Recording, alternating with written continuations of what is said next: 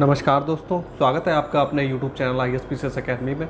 और मैं आपको पॉइंटर बुक के माध्यम से जो इंडियन ज्योग्राफी कवर करवा रहा था, तो जो हम लोगों ने पिछला वीडियो जहाँ से एंड किया था, तो उसी के आगे के चैप्टर जो है हम लोग इस वीडियो में स्टार्ट करेंगे। तो आज का जो हमारा पहला टॉपिक होगा वो है केंद्र शासित प्रदेश, जिससे क्वेश्चन अभी तक जो भी पूछे गए हैं तो प्रीवियस ईयर वो यहाँ पर वन लाइन फॉर्म में हम लोग देखने वाले हैं। तो चलिए पहला क्वेश्चन हम लोग देखते हैं कि भारत में केंद्र शासित राज्यों की संख्या कितनी है। ये टोटल आपकी होती है 8। भारत का सबसे बड़ा संघ राज्य क्षेत्र का मतलब क्षेत्रफल के हिसाब से देखेंगे तो आपका लद्दाख पड़ेगा, और जनसंख्या के हिसाब से आपका दिल्ली पड़ता है। भारत का सबसे छोटा केंद्र शासित प्रदेश क्षेत्र है कौन सा आपका पड़ेगा, ये आपका पड़ेगा लक्षद्वीप। और पुद्दुचेरी का क्षेत्र जो है विभाजित किया गया है, तो ये आपका तमिलनाडु, केरल और आंध्र प्रदेश जो राज्य हैं इनमें विभाजित किया गया है। तो अगला हम लोग देखते हैं कि त्रिपुरा, दमन, दीव, लक्षद्वीप एवं पुद्दुचेरी में से केंद्र शासित क्षेत्र नहीं है। तो कौन सा नहीं है आपका, त्रिपुरा नहीं है, क्योंकि त्रिपुरा एक राज्य है। दमन और दीव के बारे में सत्य कथन हम लोग देख लेते हैं। तो दमन और दीव के बीच में क्या पड़ता है, खंबात की खाड़ी, और इसकी राजधानी क्या है, इसकी राजधानी है दमन। दमन राजधानी है, तो दमन राजधानी किसकी है, ये आपकी दादर नगर हवेली, और दमन और दीव ये दोनों ही हम एक ही बना दिए गए हैं। तो पहले संख्या हमारी यूटीज़ की 9 थी, अब इन दोनों को मिल जाने से संख्या 8 हो गई। तो इसकी राजधानी क्या है आपकी, दमन। भारत के केंद्र शासित प्रदेश हैं, चलिए एक नज़र में देख लेते हैं। तो पहला आपका दिल्ली, दूसरा चंडीगढ़, तीसरा आपका लक्षद्वीप, चौथा दादर नगर हवेली, और दमन एवं दीव इनको मिलाकर अब एक ही कर दिया गया। तो आपके 4 हो गए। पाँचवां अंडमान निकोबार द्वीप समूह, छठवां जम्मू कश्मीर, और सातवां जम्मू कश्मीर, और 8वां आपका पड़ेगा लद्दाख। चलिए नेक्स्ट हम लोग देखते हैं प्रजाति एवं जनजातियाँ जो हैं उनसे क्वेश्चन पूछे गए थे। तो देखते हैं कि यहाँ पे देखिए ये विशेषता दी गई थी और पूछा गया था ये किसकी विशेषता है। ये पीले वर्ण के तिर्यक नेत्र, उठी हुई कपोल अस्थि, छुटपुट केश और मध्यम ऊंचाई वाले व्यक्ति होते हैं। तो ये कौन होते हैं, मंगोलाइड प्रजाति के या फिर मंगोलाइड जनों के।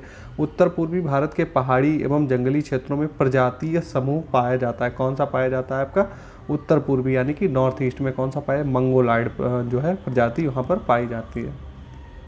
इरूलर, खासी, संथाल एवं थारू में से कौन सी जनजाति प्रोटो ऑस्ट्रेलाइड से संबंधित भारतीय जनजाति है। तो आपकी जो संथाल जो जनजाति है ये आपकी ऑस्ट्रेलाइड प्रजाति से संबंधित है, प्रोटो ऑस्ट्रेलाइड से।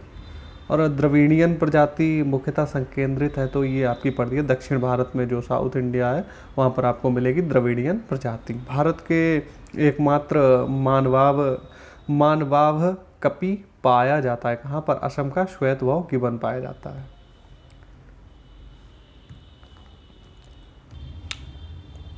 अगला देखते हैं राज्य जिनमें जनजातीय समुदाय की पहचान नहीं की गई है वह, तो हरियाणा और पंजाब आपको ऐसे राज्य मिलेंगे जहां पर आपको जनजातीय समुदाय देखने को नहीं मिलेगा। अब जनजाति और उनके मूल राज्य हम लोग देखते हैं। तो थारू जो रहते हैं जनजाति है ये आपकी उत्तराखंड में रहती है, भोटिया आपके सिक्किम में रहते हैं, मुंडा आपके झारखंड में रहते हैं। वह जनजाति जो दिवाली को शोक का त्यौहार मनाती है, तो दिवाली को शोक का त्यौहार कौन मनाती है, ये आपकी मनाती है थारू जनजाति। कहाँ रहती है, उत्तराखंड में। अभी हम लोगों ने देखा था थारू लोग निवास करते हैं, तो आपके ये यूपी हो गया, उत्तराखंड और बिहार वाली बेल्ट में आपको ये 3 स्टेट में आपको मिल जाती है जनजाति। लिम्बू जो जनजाति है ये आपकी पड़ती है सिक्किम में, कारवी रहती है असम में, डोंगरिया कोंद आपकी ओडिशा में, और बोंडा आपकी रहती है उड़ीसा में। अबोर, गद्दी, लेप्चा तथा थारू जनजातियों में से धौलाधार श्रेणी क्षेत्र की प्रमुख जनजाति है। तो जो आपकी धौलाधार श्रेणी जनजाति जो है यहाँ पर आपकी रहती है कौन सी, गद्दी जनजाति। तो अगर आप स्टेट के हिसाब से देखें तो आपकी पड़ता है हिमाचल प्रदेश। यहाँ पर नीचे क्वेश्चन भी दे रखा है कि गद्दी लोग निवासी हैं कहाँ के, हिमाचल प्रदेश के। संथाल कहाँ के निवासी हैं, ये आपको पूर्वी भारत में मिलेंगे। भूटिया, बुक्सा, जौनसारी एवं थारू में से ऋतु प्रवास, यहाँ पर इंफॉर्मेशन दी गई। ऋतु प्रवास क्या करते हैं, तो कौन, भूटिया करते हैं ऋतु प्रवास। बोडो निवासी हैं कहाँ के, गारो पहाड़ियों के। गारो जनजाति है कहाँ की, ये आपके मेघालय, असम और मिजोरम में मिल जाएगी गारो जनजाति।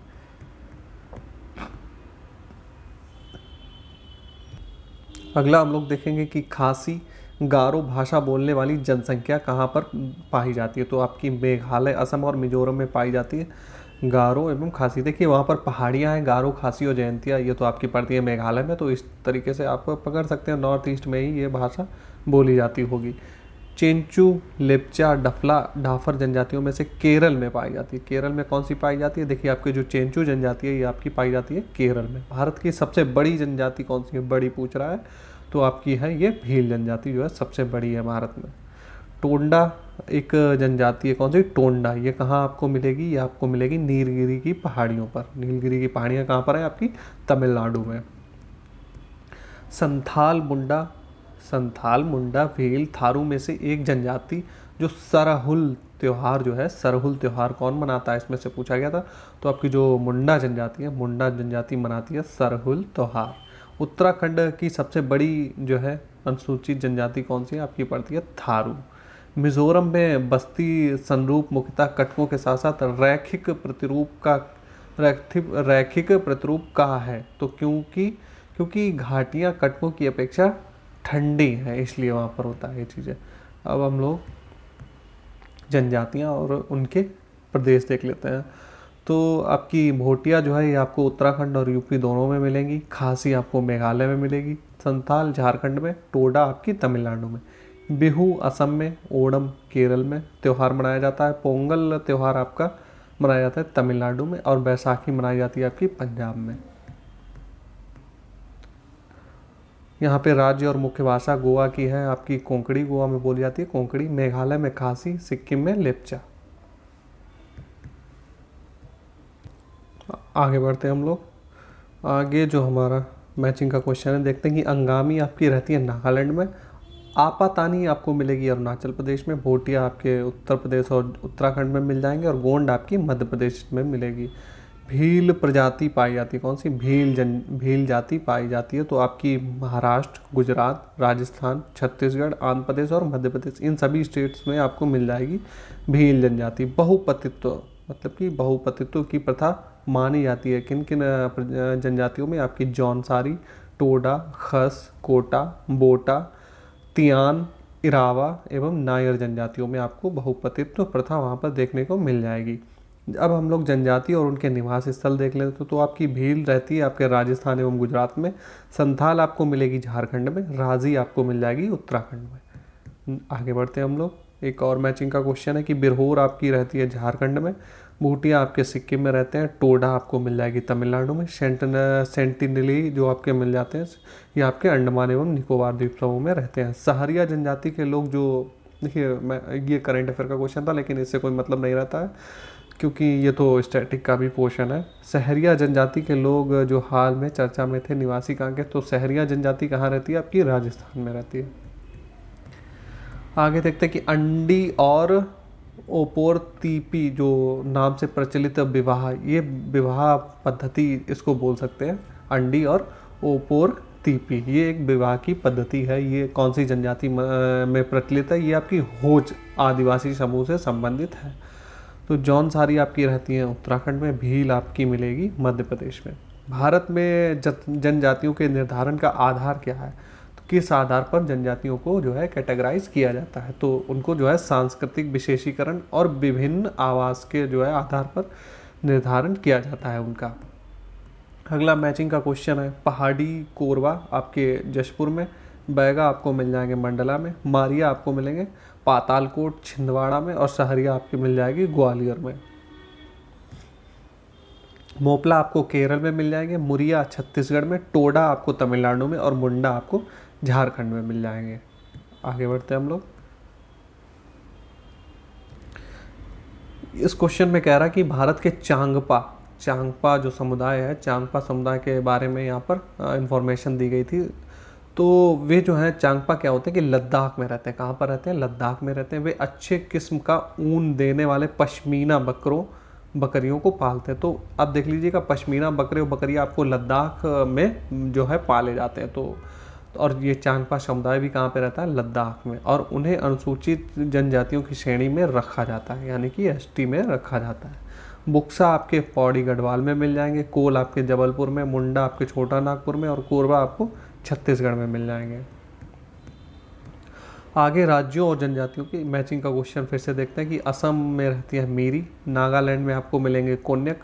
अरुणाचल प्रदेश में अप्तानी। और आंध्र प्रदेश में मिल जाएंगे लंबाडा। जुलू जनजाति निवास करती है। तो जुलू जनजाति कहाँ पर निवास करती है? ये आपकी करती है दक्षिण अफ्रीका में। नेक्स्ट देखते हैं कि छिंदवाड़ा आपकी जो है, छिंदवाड़ा में मिलेंगे आपको भारिया, मंडला में आपको गोंड मिल जाएंगे, झाबुआ में मिल जाएंगे भील और शिवपुरी में शहरिया। लोहासुर को अपना देवता मानती है, तो अगरिया जनजाति है ये लोहासुर को अपना देवता मानती है। शोम्पेन जनजाति पाई जाती है कहाँ पर? निकोबार द्वीप समूह में। केंद्र शासित प्रदेशों में ओंग या फिर औंज जिसको बोलते हैं जनजाति के लोग रहते हैं कहाँ पर? ये अंडमान और निकोबार द्वीप समूह में। जारवा जनजाति के लोग हाल ही में चर्चा में रहते हैं, तो जारवा जनजाति आपकी कहाँ रहती है? ये आपकी अंडमान एवं निकोबार द्वीप समूह में रहती है। भारत की सर्वाधिक आद्य जनजाति यानी कि पुरानी बोल सकते हैं, तो प्राचीन कौन सी है? जारवा जनजाति। मंगानियर के नाम से जाना जाने वाला लोगों का समुदाय, तो कौन सा समुदाय? मंगानियर। ये आपका जो है पश्चिमोत्तर भारत यानी कि उत्तर पश्चिम भारत में जो है संगीत परंपरा के लिए विख्यात है। किसके लिए? संगीत परंपरा के लिए। आगे बढ़ते हैं कि भोटिया, खासी, संथाल, टोडा में से झूमिंग खेती कौन से करते हैं? तो आपके नॉर्थ ईस्ट वाले खासी जो जनजाति है या ये करती है झूमिंग खेती। आगे देखते हैं कि कुडुख, जो कुडुख क्या है? एक बोली है। क्या है? बोली है। बोलते हैं कौन से लोग? ये उरांव जनजाति जो होती है ये लोग बोलते हैं कौन सी? कुडुख बोली।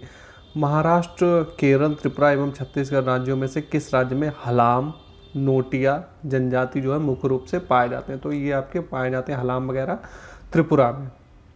कोटा आपको तमिलनाडु में मिल जाएंगे, गोंड आपको छत्तीसगढ़ में और खस आपको मिल जाएंगे उत्तराखंड एवं हिमाचल प्रदेश में।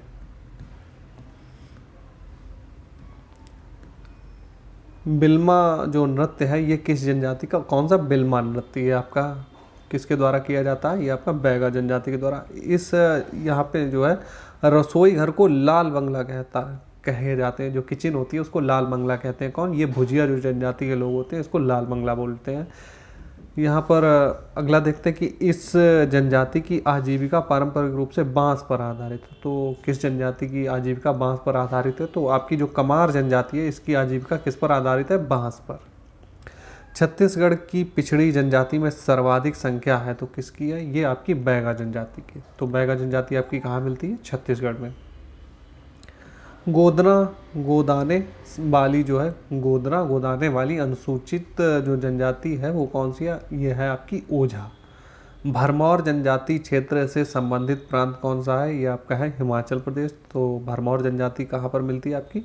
ये मिलेगी आपको हिमाचल प्रदेश में। किसी विशेष पिछड़ी जनजाति की जनसंख्या छत्तीसगढ़ में सर्वाधिक है, तो बैगा की जनसंख्या जो है सर्वाधिक है छत्तीसगढ़ में। वह राज्य जिसमें हलाम, नोटिया जनजाति मुख्य रूप से पाई जाती है। अभी हम लोगों ने इस क्वेश्चन को ऊपर भी डिस्कस किया जाता, तो ये दोनों कहाँ पाई जाती है? त्रिपुरा में। कवर, कोरा, करमाली एवं कोरवा में से आदिम जनजाति है। तो आदिम जनजाति इसमें कौन सी है? कोरवा जो जनजाति है ये एक आदिम जनजाति का एग्जाम्पल है।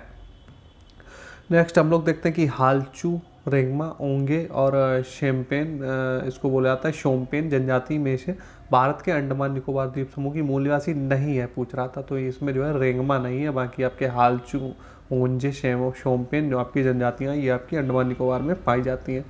अगला जो टॉपिक है हमारा भाषा का, तो भाषा से हम लोग देखेंगे कितने क्वेश्चन अभी तक बने हैं।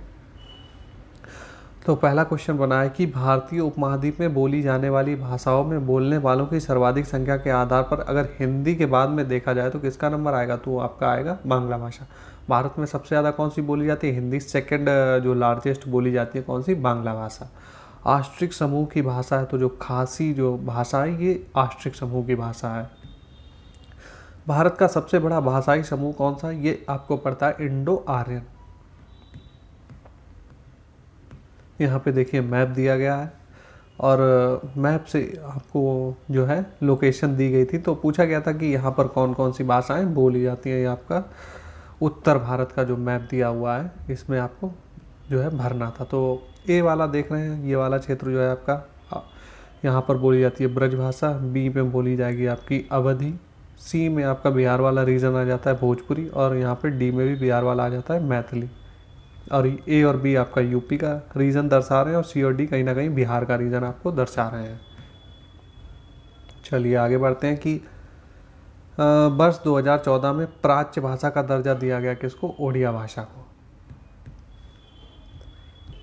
अब हम लोग जो है भारत का जो अफवाह तंत्र है उसके बारे में चर्चा करेंगे। तो और सबसे पहले हम लोग चर्चा करेंगे गंगा नदी का, जो गंगा नदी तंत्र है इसके बारे में। तो मैं आपसे गुजारिश करूंगा कि आप सब लोग आप अपना अपना मैप निकाल के देखिए वहाँ पे कौन सी नदियाँ किस तरीके से जा रही हैं। तो ये आपको जब मैप में देखेंगे तो मेरे पढ़ाने से और आपके देखने से आपको चीज़ें ज़्यादा याद रहेंगी।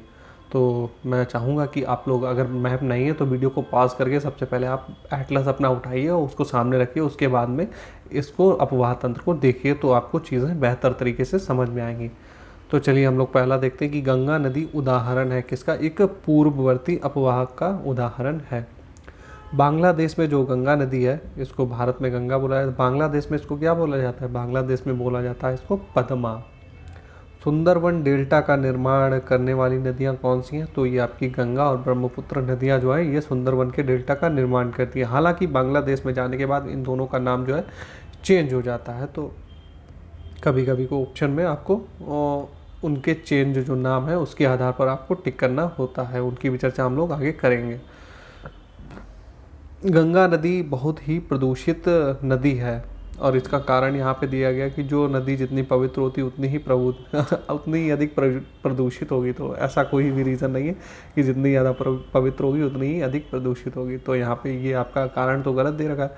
प्रदूषित इसलिए क्योंकि वहाँ पर जो है जो नदी है माई गंगा, इसके पास में जो है कई फैक्ट्रियाँ लगी हुई हैं उर्वरक की, कई परमाणु संयंत्र भी बने हुए हैं, तो उनके जो है मलबे वगैरह से, कचड़े से तो ये प्रदूषित हो रही है। तो यहाँ पे इसका रीज़न ये होना चाहिए था। तो इस तरीके से आपका ए सही हो जाएगा, आर तो आपका गलत है ही, आप नॉर्मल सी चीज़ है, इसको आप देख ही सकते हैं। गंगा की जलोढ़ मृदा, कौन सी, जलोढ़ मृदा की गहराई भूमि की सतह के नीचे लगभग कितनी है, तो ये आपकी पड़ेगी 6000 मीटर तक होती है जलोढ़ मृदा की गहराई। आगे बढ़ते हैं, इंफॉर्मेशन दी गई है कि देवप्रयाग अलकनंदा एवं भागीरथी नदी के संगम पर स्थित है। तो अलकनंदा और भागीरथी जहाँ पर नदी मिलती है तो उस स्थान को बोला जाता है देवप्रयाग। रुद्रप्रयाग जो है अलकनंदा एवं मंदाकिनी नदी के संगम पर स्थित है। तो अलकनंदा और मंदाकिनी जहाँ पर मिलती है उसको बोला जाता है रुद्रप्रयाग। और अलकनंदा नदी कहाँ से जो है, बद्रीनाथ से बहती है, तो ये भी आप लोग याद रखिएगा। नेक्स्ट हम लोग क्वेश्चन देखेंगे, स्थल और नदियों के संगम। रुद्रप्रयाग में आपकी मिलती है अलकनंदा एवं मंदाकिनी, नंदप्रयाग में आपको अलकनंदा और नंदाकिनी, कर्णप्रयाग में अलकनंदा एवं पिंडर नदी, देवप्रयाग में आपकी अलकनंदा एवं भागीरथी नदी मिलती है। अलकनंदा तथा भागीरथी नदी का संगम कहाँ पर होता है, ये होता है आपका देवप्रयाग में। मंदाकिनी नदी का जो जल प्रवाह अथवा मुख्य नदी किससे संबंधित है, तो ये है अलकनंदा से।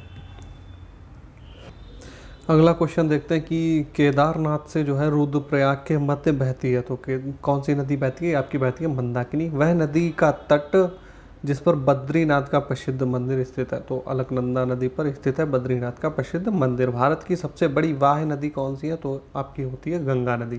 पूर्वी धौली गंगा सहायक नदी है किसकी, काली नदी की सहायक नदी है, कौन सी, पूर्वी धौली गंगा।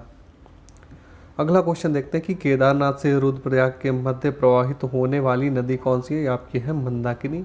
यमुना नदी की सहायक नदियों का जो है पश्चिम से पूर्व की ओर व्यवस्थित क्रम देखना है, तो सबसे पश्चिम में आपको देखेंगे तो मिल जाएगी चंबल, उसके उत्तर में जो है, उसके पूरब में जाएंगे तो सिंध, उसके पूरब में बेतवा, और सबसे पूरब में कौन सी पड़ती है, केन। यह सभी नदियाँ किसकी हैं, यमुना नदी की सहायक नदी हैं। केन, सोन, बेतवा एवं चंबल नदियों में से वह जो यमुना नदी से नहीं मिलती है, कौन सी नहीं मिलती है, सोन नदी नहीं मिलती है। सोन किससे मिलती है, ये डायरेक्ट गंगा से मिल जाती है। मोरीबंद डेल्टा उपविभाग है किसका, बंगाल डेल्टा का जो है उपविभाग है, कौन सा, मोरीबंद डेल्टा। शेख, उत्तरी कोयल, दक्षिणी कोयल एवं बराकर में से जो है गंगा नदी घाटी का भाग कौन सी उपनदी है, तो जो बराकर हो गई आपकी एवं उत्तरी कोयल नदी, ये आपकी जो है गंगा घाटी का उपभाग या फिर उपनदी है, ना कि नहीं है। भागीरथी नदी जो है निकलती है कहाँ से, गौमुख से। गंगा नदी की एकमात्र सहायक नदी जिसका उद्गम मैदान में से हुआ है, तो वो कौन सी है, आपकी गोमती नदी। अगला देखते हैं कि कथन दिया हुआ है कि दिल्ली और आगरा के मध्य वर्ष के अधिकांश समय में यमुना नदी मृत हो जाती है, तो क्यों हो जाती है, यहाँ पे इन्होंने कारण दिया है कि यमुना नदी असतत वाहिनी है। तो यमुना नदी कैसी है, सतत वाहिनी है, ग्लेशियर से उसको पानी मिलता है, तो ये आपका कारण गलत हो गया है। और अगला क्वेश्चन हम लोग देखते हैं कि बेतवा, चंबल, केन तथा रामगंगा नदियों में से यमुना की सहायक नदी नहीं है। तो कौन सी नहीं है? आपकी रामगंगा। रामगंगा किसकी है? गंगा की। यमुना नदी का उद्गम स्थान कौन सा है? बंदरपुर चोटी जो है ये है उसका उद्गम स्थान। बेतवा नदी मिलती है, किससे मिलती है? बेतवा मिल जाती है यमुना नदी से, तो यमुना की सहायक नदी है बेतवा। गंगा की वह सहायक नदी जो उत्तर वाहिनी है, यानी कि उत्तर की ओर, उत्तर दिशा की ओर बहती है, तो ये आपकी बहती है सोन नदी। गोमती, घाघरा, कोसी एवं सोन में से कौन सी नदियाँ गंगा नदी में बाएं से नहीं मिलती हैं? बाएं से नहीं मिलती है, तो सोन नदी आपकी कहाँ से मिलती है? दाहिने हाथ से, दाहिने तरफ से। यमुना और सोन के मध्य जल द्विभाजक का कार्य कौन सी श्रेणी करती है? आपकी कैमूर श्रेणी जो है ये यमुना और सोन नदियों के मध्य में जल द्विभाजक का कार्य करती है। तो हम लोगों ने गंगा का जो अववाह तंत्र देख लिया, अब आगे हम लोग अगली नदी का देखेंगे। तो चलिए हम लोग फिर मिलते हैं नेक्स्ट वीडियो में।